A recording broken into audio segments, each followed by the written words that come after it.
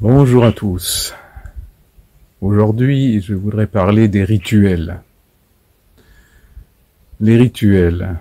Comme la prière, les rituels sont quelque chose d'essentiel pour un chemin de vie.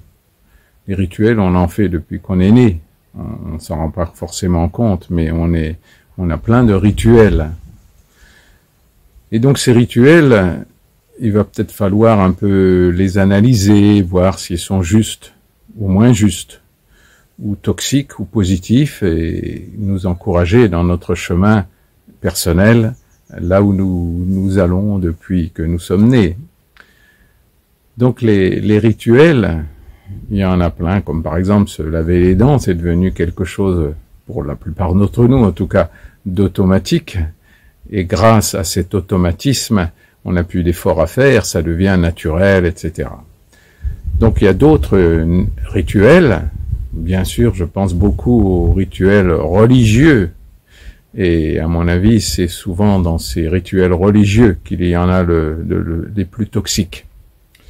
Donc c'est vraiment d'analyser tous les rituels que nous avons, que nous faisons, sans s'en rendre compte, ou en s'en rendant compte, bien sûr. Si nous faisons un vrai chemin spirituel, nous avons installé des rituels. Et il y en a qui sont bien sûr très, très utiles et même très indispensables à notre chemin.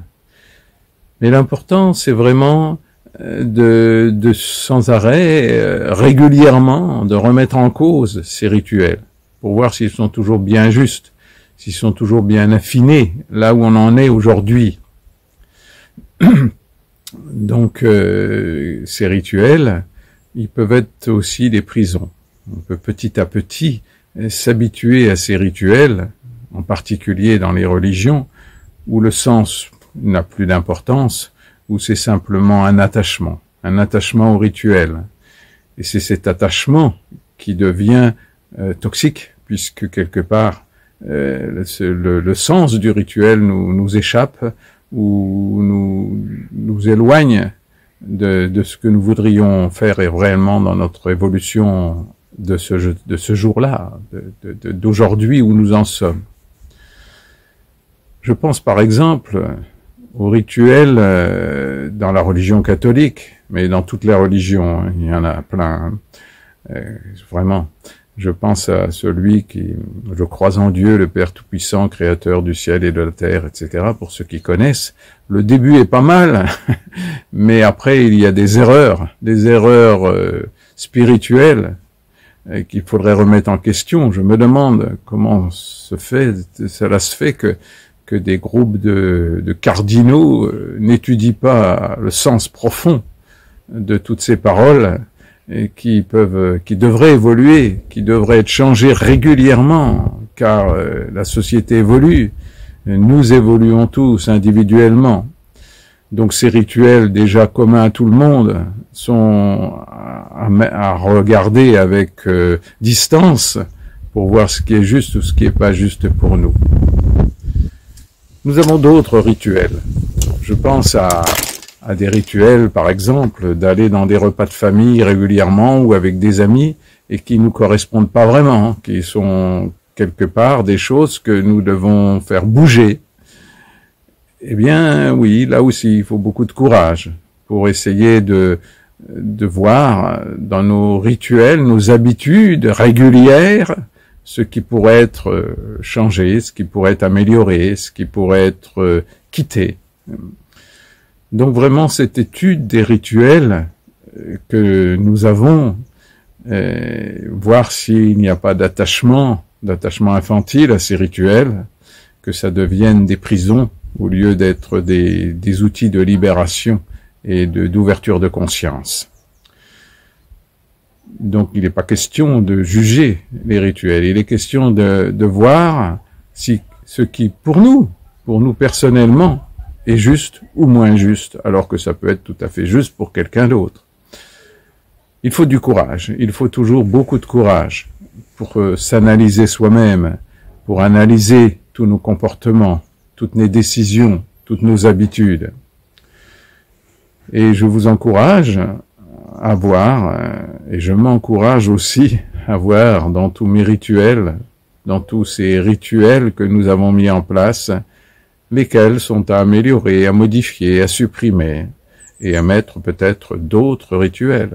Personnellement, moi, j'ai un rituel en ce moment, j'en ai plein, mais tous les soirs, avant de me coucher, sous les étoiles, je fais des mouvements d'incarnation, des mouvements de prière, des mouvements de libération de cœur, des mouvements physiques avec mon corps, pour ouvrir encore mon cœur, l'amour à tout le monde, sans jugement, en étant libre de toutes mes cicatrices, de toutes mes blessures.